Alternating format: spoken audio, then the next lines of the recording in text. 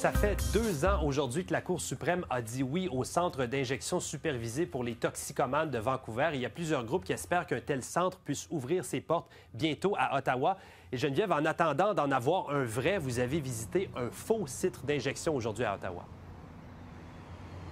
Oui, voilà, c'était ici, tout près du marché Bail. En fait, ce que les gens voulaient, c'était donner une idée à la population de ce à quoi ressemblerait un centre d'injection supervisé s'il ouvrait ses portes à Ottawa. Donc, c'était une petite salle avec 4 tables séparées par des paravents. Le plan, c'est que les gens pourraient se rendre à cet endroit pour utiliser le matériel stérile afin de s'injecter de la drogue. Les gens, donc, n'auraient pas le stress d'être surpris par la police. Et si jamais une personne faisait une surdose, bien, il y aurait du personnel médical en place pour pouvoir lui venir en aide. Donc, il y a plusieurs groupes aujourd'hui qui étaient présents, qui militent en faveur de l'ouverture d'un tel centre, des organismes communautaires, également l'Association des infirmiers et infirmières du Canada qui étaient sur place. Eux se basent sur des études qui ont été faites depuis 10 ans au Canada, depuis l'ouverture du site Insight à Vancouver, des études qui disent que les bénéfices d'un centre d'injection supervisé sont non seulement pour les personnes qui s'injectent des drogues, mais également pour la population en général.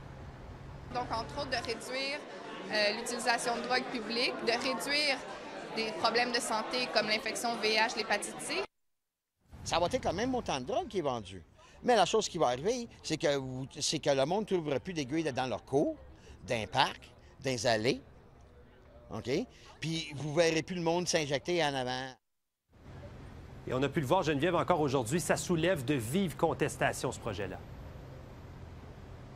Oui, voilà, il y a beaucoup de gens, surtout des gens qui demeurent dans le quartier, non loin d'ici, qui craignent pour leur sécurité. On peut écouter un de ces résidents qui est inquiet.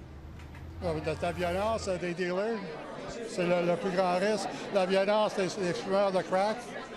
Si les dealers viennent ici, ils vendent non seulement ce qu'on peut injecter, mais ce qu'on peut fumer.